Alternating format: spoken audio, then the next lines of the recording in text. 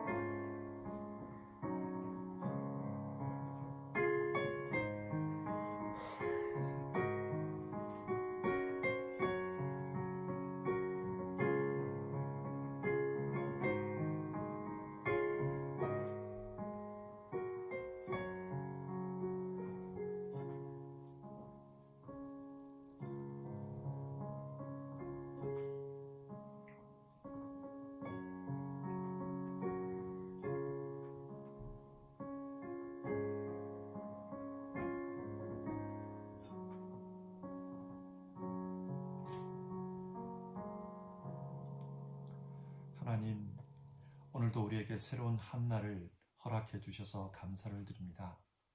하나님께서 주신 이 시간 그리고 공간 속에서 하나님의 사람으로서 살아갈 수 있기를 하나님 앞에 간구를 드립니다. 우리는 연약합니다. 하나님이 주시는 은혜가 필요하고 하나님이 주시는 능력이 필요하고 또 하나님께서 먹여주시는 말씀이 필요합니다.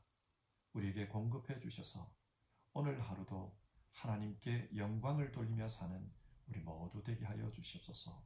그리고 이 아침 각자의 자리에서 하나님 앞에 예배하는 우리 성도님들의 예배를 하나님 받아주시고 온전히 하나님께 기쁨이 되는 그 예배 되게 하옵소서. 귀하신 예수님의 이름으로 기도드립니다. 아멘. 오늘 아침에 우리가 함께 읽을 하나님의 말씀은 구약성경 호세아서 9장 1절부터 해서 9절까지의 말씀입니다. 호세아서 9장 1절부터 해서 9절입니다. 구약성경 1263페이지에 있습니다. 하나님의 말씀을 우리가 1절부터 9절까지 한 절씩 교독하고요. 그리고 마지막 9절은 같이 읽도록 하겠습니다. 제가 먼저 읽겠습니다. 9장 1절입니다. 이스라엘아, 너는 이방 사람처럼 기뻐 뛰놀지 말라. 네가 음행하여 네 하나님을 떠나고 각 타작마당에서 음행의 값을 좋아하였느니라. 타작마당이나 술틀이 그들을 기르지 못할 것이며 새 포도주도 떨어질 것이요. 그들은 여호와의 땅에 거주하지 못하며 에브라임은 애굽으로 다시 가고 아수르에서 더러운 것을 먹을 것입니다. 그들은 여호와께 포도주를 부어드리지 못하며 여호와께서 기뻐하시는 반으로 되지 못할 것이라. 그들의 재물은 애국하는 자의 떡과 같아서 그것을 먹는 자는 더러워지나니 그들의 떡은 자기의 먹기에만 소용될 뿐이라. 여호와의 집에 드릴 것이 아님이니라. 너희는 명절 날과 여호와의 절기의 날에 무엇을 하겠느냐? 보라, 그들이 멸망을 피하여 갈지라도 애국은 그들을 모으고 녹은 그들을 장사하리니 그들의 은은 귀한 것이나 찔레가 덮을 것이요 그들의 장막 안에는 가시덤불이 퍼지리라. 형벌의 날이 이르렀고 보응의 날이 온 것을 이스라엘이 알지라. 선지자가 어리석었고 신에 감동하는 자가 미쳤나니 이는 내 죄악이 많고 내 원한이 큼이니라. 에프라임은 나의 하나님과 함께 한 파수꾼이며 선지자는 모든 길에 친 새 잡는 자의 그물과 같고 그의 하나님의 전에는 원한이 있도다. 같이 읽겠습니다. 그들은 기브아의 시대와 같이 심히 부패한지라. 여호와께서 그 악을 기억하시고 그 죄를 벌하시리라. 아멘. 호세아서 9장은 당시 이스라엘 백성이 하나님께 심판을 받을 수밖에 없었던 이유에 대해 말씀하고 있습니다. 왜 심판을 받을 수밖에 없었는가? 문제는 영적인 음행 때문이라고 합니다. 그렇다면 여러분, 영적인 음행이 무엇입니까? 한편으로는 하나님을 섬기지만 다른 한편으로는 바알과 이웃 강대국을 섬긴 것을 가리킵니다. 이것을 오늘 우리의 상황에서 한번 생각해 봅시다. 만약에 사람이 살아가는데 무엇이 가장 중요한가 이런 질문을 한다면 오늘날 사람들이 무엇이라고 대답을 할까요? 아마 여러 가지가 나올 것입니다. 그런데 많은 사람들이 돈이라고 할 것 같아요. 왜 그렇습니까? 우리는 지금 자본주의 시대를 살아가고 있기 때문입니다. 돈, 경제, 수익, 취업, 실업 이런 개념들을 중심으로 해서 우리가 사는 세상이 돌아가고 있습니다. 그러다 보니까 우리의 무의식 중에 돈이 없으면 이 세상에서 살기 어렵다 그런 생각을 하게 됩니다. 근데 여러분, 예수님은 이런 맘모니즘을 우상이라고 했습니다. 한 종이 두 주인을 섬기지 못한다. 하나님과 재물을 동시에 섬기지 못한다. 그렇게 말씀하셨습니다. 그런데 우리 시대에 돈을 신처럼 따르는 사람이 얼마나 많습니까? 보십시오. 돈을 위해서 삽니다. 또 돈 때문에 죽기도 합니다. 삶과 죽음의 이유가 돈입니다. 돈 많은 사람은 잘 사는 사람이고 돈 없는 사람은 못 사는 사람이다. 그렇게 말합니다. 근데 곰곰이 생각해보면 이 말이 참 웃기는 말이에요. 돈 많은 사람은 부자이지 돈 많은 사람이 인생 자체를 잘 사는 것은 아닐 수 있습니다. 그런데 우리가 사는 이 세상은 부자를 잘 사는 사람이라고 부릅니다. 무슨 말입니까? 우리 시대에 사람을 평가하는 기준이 돈에 있다는 것입니다. 삶의 중심에 돈이 있습니다. 어쩌면 이것이 현대판 바알 신앙 아니겠습니까? 하나님을 믿지만 바알 신앙을 신봉하면서 사는 것, 이것이 성경이 말하는 영적 음행입니다. 하나님은 이런 이스라엘에게 선지자를 보내서 여호와께로 돌아오라 그렇게 외치고 있습니다. 여기에는 하나님의 마음이 담겨져 있습니다. 여호와께로 돌아오라, 나에게로 돌아오라. 무엇입니까? 사랑입니다. 그러나 이스라엘은 그 하나님의 요구에 응답하지 못했습니다. 그래서 심판 선고를 받았던 것입니다. 자, 그러면 이 내용을 오늘 본문을 통해서 좀 더 구체적으로 한번 살펴보겠습니다. 먼저 1절입니다. 이스라엘아, 너는 이방 사람처럼 기뻐 뛰놀지 말라. 지금 이스라엘 사람들이 기뻐 뛰놀고 있습니다. 왜 기뻐 뛰놉니까? 1절 뒷부분을 보면 타작마당이라는 단어가 나옵니다. 그러니까 이스라엘 사람들은 지금 타작마당에서 추수를 하고 있는 겁니다. 추수를 하면서 너무 기뻐 잔치를 벌이는 겁니다. 그런데 이들이 잔치를 벌이면서 뛰노는 장면이 이방인처럼 기뻐 뛰놀지 말라 이렇게 기록되어 있어요. 이스라엘 사람들이 이방인처럼 기뻐 뛰놀고 있습니다. 그러면은 이방인처럼 기뻐 뛰논다는 것이 무슨 뜻일까요? 이방인, 즉 이스라엘의 이웃이었던 가나안 사람들은 한 해 농사의 그 풍년과 실패가 바알에 의해서 결정된다. 그렇게 생각했습니다. 그리고 풍년은 바알 신이 준 축복이다. 그렇게 믿었습니다. 그렇기 때문에 이 추수를 하며 풍년이 되면 바알 앞에 감사를 하면서 잔치를 벌였던 겁니다. 그처럼 이스라엘 백성들도 그렇게 했던 겁니다. 그러자 하나님이 이것을 지적하면서 영적 음행이라고 합니다. 1절 계속 보면요. 네가 음행하여 네 하나님을 떠나고, 이스라엘 사람들의 삶이 이미 하나님을 떠나 바알에게로 가버렸습니다. 바알이 풍년을 주었다고 그렇게 믿고 있는 겁니다. 그래서 그 다음 구절을 보면 이 행위를 음행의 값이라고 표현합니다. 여기서 음행의 값이란 창녀와 성관계를 하기 위해서 사람들이 지불했던 화대를 가리킵니다. 그러니까 바알 숭배를 한 대가로 우리가 이런 풍년을 얻었다. 사람들이 그렇게 생각하고 있다는 말입니다. 그런데 여러분, 우리가 믿는 신앙 안에서 한번 생각해 봅시다. 이 세상은 누가 다스립니까? 하나님이 다스립니다. 그러면 이 풍요는 누가 준 것입니까? 세상을 다스리시는 하나님께서 주신 겁니다. 그런데 당시 사람들은 하나님께 감사하고 하나님께 돌려야 될 영광을 바알에게 돌리고 있습니다.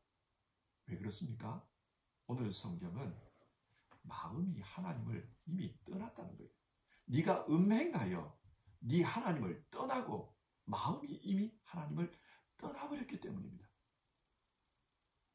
그러면 하나님은 이런 이스라엘을 향해서 뭐라고 말씀합니까? 2절을 보시면요. 타작마당이나 술틀이 그들을 기르지 못할 것이요. 쉽게 말해서 그들이 얻은 곡식과 술이 그들에게 유익이 되지 못할 것이라는 뜻입니다. 실컷 고생해서 추수를 했는데 그 추수한 것이 아무것도 남지 않을 거다. 그 말입니다. 예를 들어서 한번 생각해 봅시다. 어떤 분이 자수성가를 했어요. 아주 어렵게 고생하고 노력해서 돈을 모았습니다. 그런데 그 집에 있는 철없는 자식이 사업을 한다고 하면서 일을 벌였어요. 그리고 한 방에 그 돈을 다 날려버렸습니다. 뿐만 아니라 큰 빚까지 지게 되었다고 생각해 봅시다. 그러면은 이분에게는 한평생 수고한 것이, 고생한 것이 헛수고가 되고 만 것입니다. 이처럼 하나님께서 지금 하나님을 떠나버린 이스라엘에게 그 말씀을 하는 거예요. 수고해서 농사하고 그리고 곡식을 얻었지만 그 곡식이 너에게 아무런 유익이 없도록 하겠다. 그렇게 말씀합니다. 그리고 2절, 새 포도주도 떨어질 것이요. 여기서 떨어진다는 말은 끝난다. 즉 흉년이 찾아온다. 기근이 찾아온다. 그 말입니다. 하나님께서 이제 기근을 주겠다고 하십니다. 그리고 3절입니다. 그들은 여호와의 땅에 거주하지 못하며 에브라임은 애굽으로 다시 가고 아수르에서 더러운 것을 먹을 것이니라. 이 말씀은 다른 나라로 끌려간다는 말입니다. 그래서 그 나라에서 이방인의 통치를 받으며 이방인의 관습에 따라서 더러운 음식을 먹게 될 것이다. 그렇게 말합니다. 왜 이방 땅에서 먹는 음식이 더러운 거냐? 예를 들어서 다니엘과 세 친구의 이야기를 한번 생각해 보십시다. 그들은 이방 땅에 바벨론 땅에 끌려간 이후에 바벨론 신에게 제사한 음식, 또 성경이 금하는 음식, 그것을 먹어야만 했습니다. 부정한 음식이었습니다. 이방 땅에 끌려가서 그런 음식을 먹을 거다. 그러니까 지금 하나님께서는 이스라엘이 멸망하게 될 거다. 그것을 말씀하고 있습니다. 그리고 또 4절입니다. 그들은 여호와께 포도주를 부어드리지 못하며 여호와께서 기뻐하시는 바도 되지 못할 것이다. 그들의 재물은 애국하는 자의 떡과 같아서 그것을 먹는 자는 더러워지나니 그들의 떡은 자기의 먹기에만 소용될 뿐이라. 여호와의 집에 드릴 것이 아님이니라. 포로로 끌려간 후에 혹시 회개하고 다시 하나님을 찾을 수 있습니다. 그러나 그래도 하나님은 그들의 재물을 받을 수 없다고 합니다. 왜냐? 그들의 재물은 이미 더러워져 있기 때문입니다. 하나님께 드릴 수 없는 재물입니다. 이것은 우상을 섬기는 땅에서 하나님을 섬기고 싶어도 더 이상 하나님을 섬길 수 없는 그런 상황을 맞이하게 될 거다. 그 말씀입니다. 자, 보십시오. 지금 하나님은 영적으로 음행한 이스라엘에게 무엇을 말씀합니까? 추수한 곡식도 그 인생에게 유익이 되지 못할 것이다. 또 앞으로는 기근이 있을 것이다. 뿐만 아니라 이방 땅에 포로로 끌려가서 고생하게 될 것이다. 그곳에서 하나님을 만나려고 해도 하나님을 만날 수 없을 것이다. 그것을 말씀합니다. 호세아서는 하나님께서 이스라엘의 보호자라고 했습니다.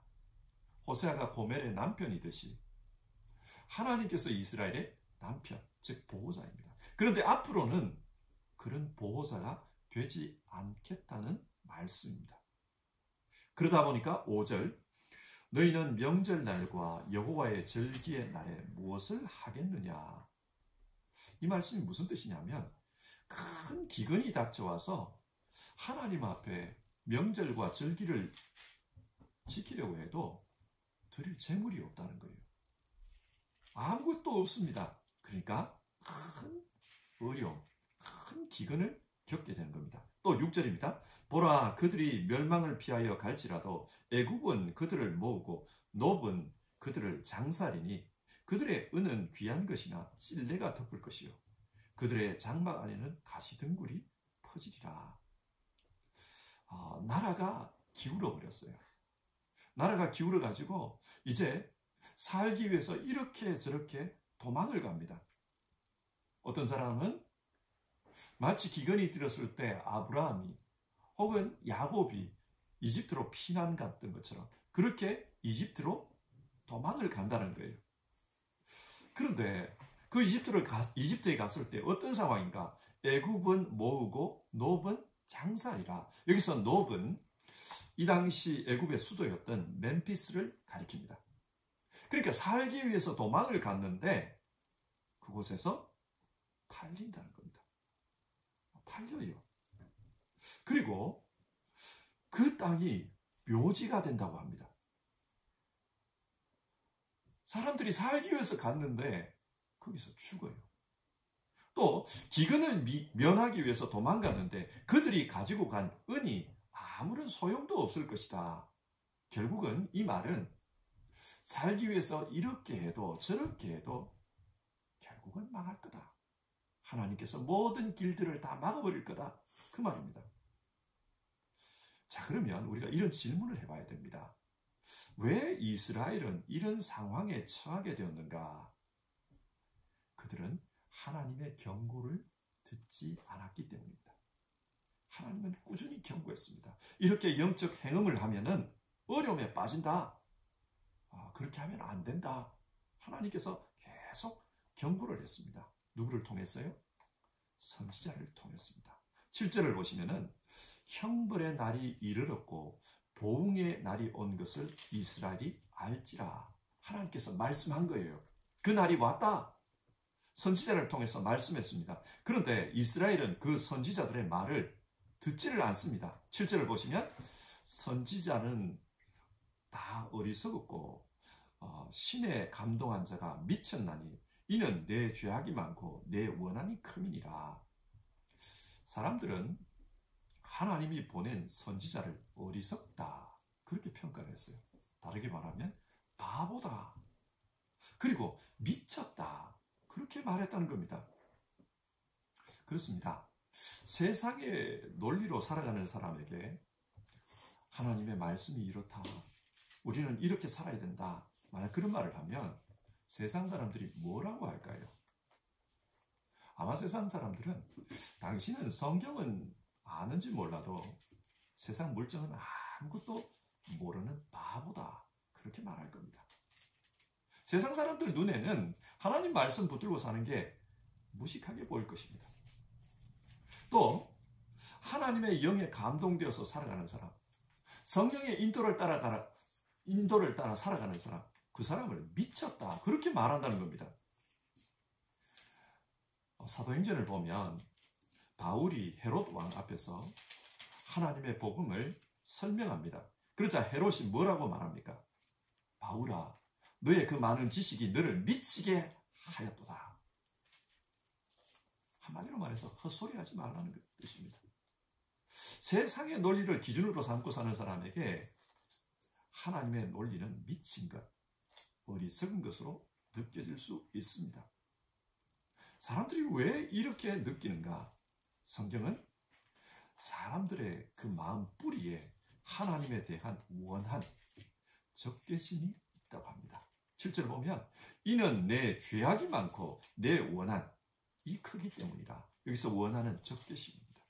하나님에 대한 적개심이 있다는 거예요. 그러니까 이런 문제의 바탕에는 영적인 충돌, 영적인 근본의 차이가 있습니다. 그래서 사람들이 하나님의 말씀을 듣지 않습니다. 지난주에 우리가 살펴보았지만은 그리스도와 벨리알이 함께 할 수는 없습니다. 성전과 우상이 함께 있을 수도 없습니다. 벨리알에 사로잡힌 사람, 우상에 사로잡힌 사람은 하나님을 미워하기 때문에 하나님의 말씀이 그 귀에 들리지가 않습니다. 8절입니다. 에브라임은 나의 하나님과 함께한 파수꾼이며, 번역이 좀 어렵게 된 것 같아요. 쉽게 번역하면 이렇습니다. 예언자는 내 하나님과 함께 에브라임을 지키는 파수꾼이다. 그런 뜻입니다.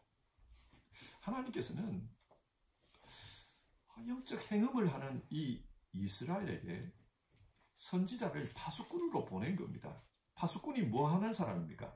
파수꾼은 파수대에 서서 적들이 쳐들어오나 쳐들어오지 않나 그것을 살피는 사람이에요. 만약 적들이 쳐들어오면은 그것을 보고서 백성들에게 알립니다. 준비하십시오. 지금 적들이 쳐들어옵니다. 준비하십시오. 그것을 알려주는 사람이 파수꾼입니다. 하나님께서는 이스라엘의 영적 위험을 알리기 위해서 선지자를 보낸 겁니다. 파수꾼으로 보낸 겁니다. 그런데 그 선지자에게 어떻게 했습니까? 8절입니다. 선지자는 모든 길에 친 새 잡는 자의 그물과 같고, 이 부분 역시 번역이 좀 어렵게 된 것 같습니다. 쉽게 번역해 보면 새 잡는 자의 그물이 모든 길들 위에 있고, 그런 뜻입니다. 그러니까 사람들이 하나님이 보낸 선지자를 잡아 죽이기 위해서 덫을 놓았다는 겁니다. 사냥꾼이 새를 잡는 것처럼 하나님의 선지자를 잡기 위해서, 죽이기 위해서 덫을 놓았습니다. 예수님 당시에 제사장들과 바리새인들이 예수님의 흠을 잡기 위해서 온갖 시험을 하는 걸 봅니다. 세금에 대한 질문을 합니다. 안식일에 대한 질문을 합니다. 부활에 대한 질문을 합니다. 여러 가지 시험을 합니다. 그리고 그 중에 말실수 하나라도 나오면은 그걸 잡고 흠잡기 위해서 했습니다.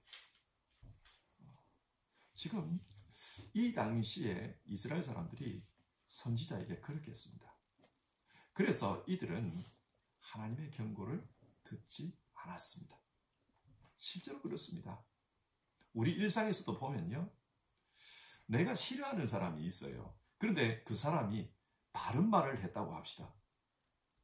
내가 싫어하는 사람이 바른 말을 하면은 어떻게 해서라도 그 말이 바른 말이 아니라는 것을 증명하고 싶어집니다. 그래서 이런 이야기, 저런 이야기를 하면서 그 사람을 틀렸다라고 그렇게 몰고 가요. 이게 사람입니다. 그러다 보니 선지자가 아무리 하나님의 말씀을 전해도 그 사람이 싫으면은 하나님의 말씀을 듣지 않으려고 합니다. 자기 정당화를 위해서 저 사람 뭐가 문제가 있다, 계속해서 그걸 증명하기 위해서 덫을 놓는 겁니다. 자, 이런 상황에서 하나님이 이스라엘에게 심판을 선고하십니다. 9절입니다. 그들은 기브아의 시대와 같이 심히 부패한지라 여호와께서 그 악을 기억하시고 그 죄를 벌하시리라. 이 당시 이스라엘 사람들을 기브아의 사람들과 같다고 그렇게 말씀합니다. 사사기 19장에서 21장을 보면 기브아 사람들의 이야기가 나옵니다. 한 레위인이 첩이 있었어요. 잘못한 거죠. 첩을 둔다는 게 잘못된 겁니다. 그런데 이 첩이 도망을 갔어요. 그래서 그 첩을 데리고 고향으로 돌아가다가 해가 저물어서 기브아 성에 들어간 겁니다. 그러자 기브아 사람들이 이 레위인을 끌어내려고 해요. 상관하겠다는 거예요. 무슨 말입니까? 동성애입니다. 이 레위인을 끌어내서 동성애, 즉 욕을 보이려고 했어요. 그러자 집주인이 이 레위인이 아니고 레위인의 첩 여인을 밀어냅니다. 그러자 그 기브아의 불량배들이 이 여인을 밤새도록 유흥간에서 죽였습니다. 여기에 분노한 레위인이 이 여인의 몸을 12토막으로 잘라서 12지파에게 보냅니다. 이스라엘에서 어떻게 이런 일이 일어날 수 있나? 그러자 그것을 본 이스라엘의 지파들이 분노했어요. 그래서 베냐민을 칩니다. 전쟁이 벌어집니다. 그 전쟁의 결과 그의 베냐민 지파가 몰살 위기에까지 몰렸습니다. 그게 기브아에서 있었던 사건입니다. 지금 하나님은 선지자를 보내서 보낸 경고의 말씀을 무시하는 이 이스라엘 백성들을 그 당시에 기브아 사람들에게 비교하고 있습니다. 레위인을 상관하려고 했던 사람들, 그리고 그 레위인의 첩을 융단했던 사람들. 제사장도 이 레위인도 문제가 있지만 그 시대 사람들이 그렇게 악했다라는 거예요. 지금 이 호세아 당시에 이스라엘 사람들이 그 기브아 시대의 사람들과 같다, 기브아 사람들과 같다, 그렇게 말합니다. 그래서 그 기브아 사람들이 심판을 당했던 것처럼 이 당시 이스라엘에게도 심판을 선고합니다. 자, 오늘 본문 내용을 한번 정리해 보겠습니다. 오늘 본문은 당시 이스라엘 사람들이 왜 하나님의 심판을 받을 수밖에 없었나, 그것에 대해 말씀하고 있습니다. 왜 심판을 받을 수밖에 없다고 합니까? 이스라엘은 영적인 음행을 했습니다. 하나님과 세상을 동시에 섬겼습니다. 그러면서 이런 영적 음행에 대해서 문제 제기를 하고 하나님께 돌아가야 된다고 외치는 선지자를 이스라엘 사람들은 비난하고 박해해서 죽이려고 했습니다. 그렇기 때문에 이스라엘 백성은 기회가 없다. 하나님의 심판을 받는 것 외에는 다른 길이 없다. 오늘 성경이 그걸 말씀합니다. 자, 여러분, 오늘 본문이 우리에게 주는 교훈이 무엇입니까? 신앙은 오직 하나님께 100% 집중하는 것이다. 그것을 말씀합니다. 99% 하나님을 믿고 1% 정도는 다른 것을 섬겨도 된다. 이것은 바른 신앙이 아니라는 말입니다. 세상적으로 보면 99% 그것은 신실한 거죠. 그러나 신앙은 그게 아니라는 거예요. 99% 하나님을 믿고 1% 세상을 섬겨도 이것은 영적 간음이라고 성경은 말씀합니다. 여러분 그렇지 않습니까? 한번 따져봅시다. 어떤 사람이 불륜을 저질렀습니다. 그러면서 하는 말이 나는 내 배우자에게 내가 할 수 있는 한 최선을 다해서 사랑했다.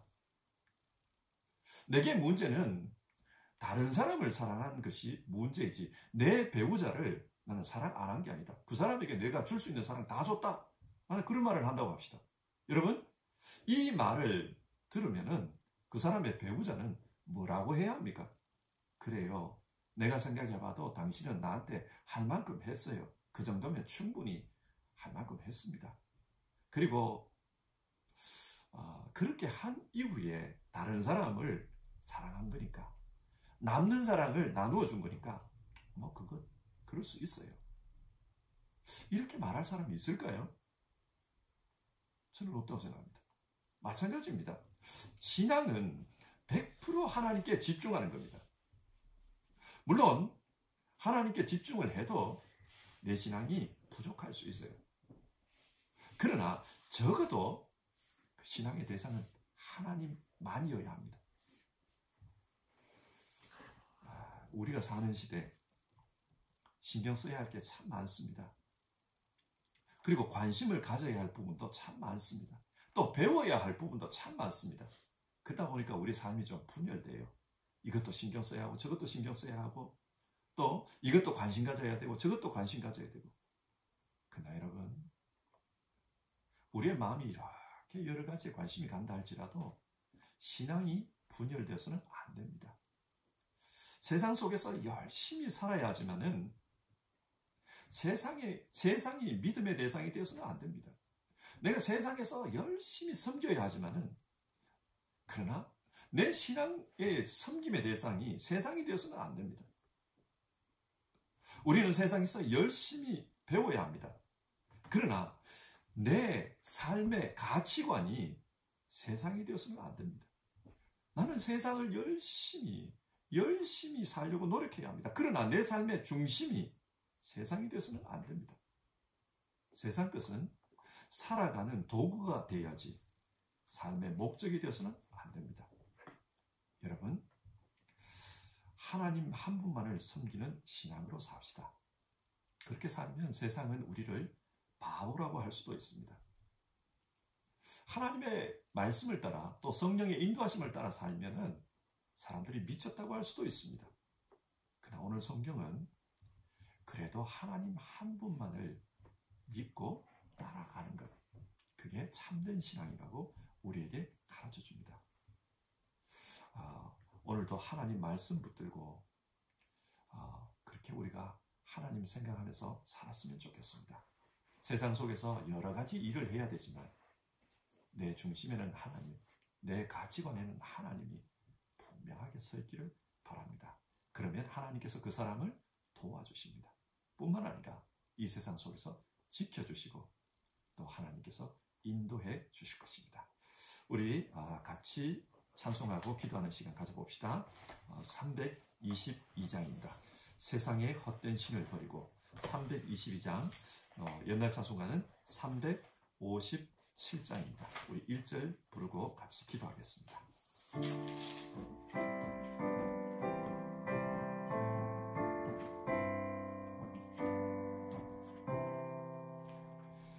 세상에 헛된 신을 버리고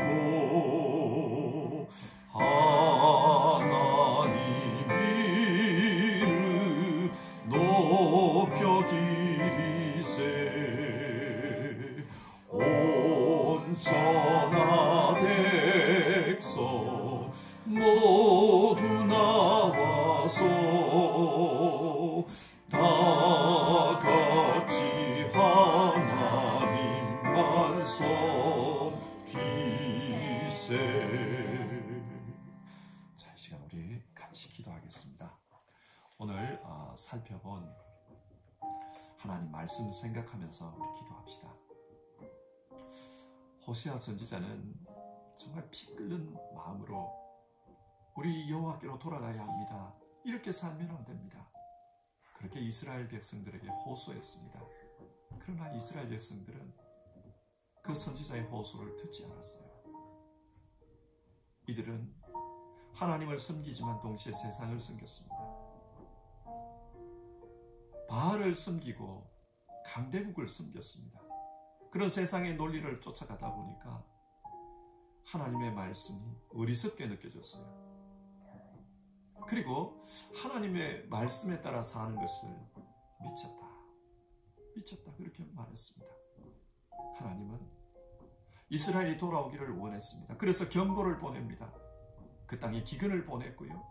너희들 이렇게 하면은 나중에 포로로 잡혀갈 거다. 마치 협박처럼 들리는 경고도 했습니다. 그러나 이스라엘은 그것을 외면하고 결국은 멸망의 길로 달려갔습니다.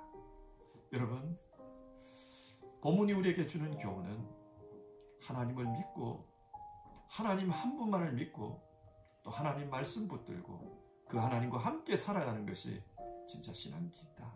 그러면 하나님께서 보호해 주실 것이고 또 인도해 주실 것이다. 또 필요를 따라서 공급해 주실 것이다. 그렇게 약속합니다. 필요한 것이 많아요. 우리 삶에 결핍도 많아요. 그러나 그 모든 것을 하나님 앞에 내놓읍시다. 하나님 바라보면서 삽시다. 우리 이 아침에 하나님, 나는 하나님 한 분만으로 살겠습니다. 하나님, 내 신앙, 내 삶의 가치관, 내 삶의 중심, 모든 것이 하나님께 있습니다. 우리 그렇게 고백하고 하나님 중심으로 살게 하라고 우리 다짐하는 기도를 같이 봅시다.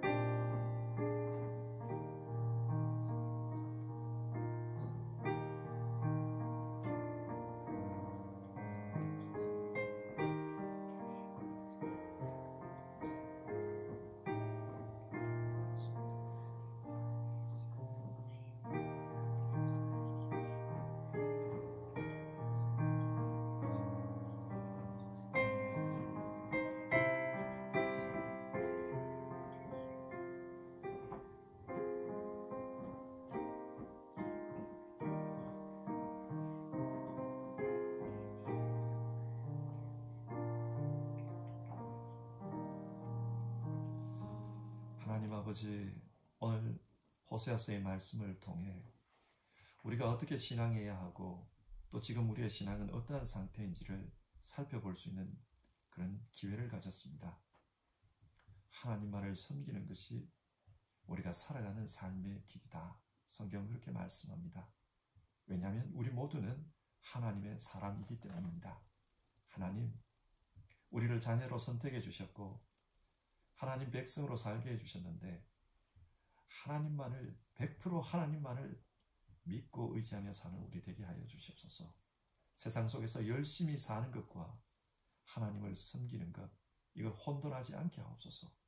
세상 속에서 열심히 살고 부지런히 살고 또 열심히 배우고 그렇게 해야 되지만 그럼에도 불구하고 우리 신앙의 중심은 우리가 섬겨야 될 대상은 하나님밖에 없다는 것, 그리고 그 하나님의 말씀 따라 살아야 된다는 것, 우리 그 마음에 꼭 새기고 오늘 하루 살게 하여 주시옵소서. 오늘 아침에 나는 하나님 백성입니다. 100% 하나님만을 신뢰하며 살겠습니다. 내 삶의 주인은 하나님이십니다. 그렇게 고백하고 하루를 시작하는 모든 성도님들 삶 가운데 하나님 도와주시옵소서. 하나님 보호해 주시옵소서. 또 하나님 인도해 주시옵소서. 그리고 필요를 따라 우리에게 필요한 양식들을, 하늘의 만나를, 이 세상에 살아가는 데 필요한 것들을 공급해 주시옵소서. 그래서 하나님으로 말미암아 이 세상 넉넉히 잘 살아갈 수 있도록 오늘 하루도 하나님 축복해 주시옵소서. 하나님, 우리가 살고 있는 이 세상 코로나로 많은 사람들이 고생하고 있습니다. 많은 국가들이 어려움을 겪고 있습니다. 하나님 긍휼을 베풀어 주시옵소서. 그리고 치료하시고 또 이 상황에서 우리를 구원하여 주시옵소서. 하나님께서 우리 베를린 소망교회 성도님들, 또 우리 성도님들의 가정 한 가정을 오늘도 지켜주시고 인도해 주시며 하나님 말씀 따라 살아갈 수 있도록 그 마음에 하나님께서 말씀의 양식으로 충만케 하여 주시옵소서. 이 모든 말씀 우리의 주님 되시는 예수님의 이름으로 기도드리옵나이다. 아멘. 하늘에 계신 우리 아버지, 아버지의 이름을 거룩하게 하시며 아버지의 나라가 오게 하시며 아버지의 뜻이 하늘에서와 같이 땅에서도 이루어지게 하소서. 오늘 우리에게 일용할 양식을 주시고 우리가 우리에게 잘못한 사람을 용서하여 준 것 같이 우리 죄를 용서하여 주시고 우리를 시험에 빠지지 않게 하시고 악에서 구하소서. 나라와 권능과 영광이 영원히 아버지의 것입니다. 아멘.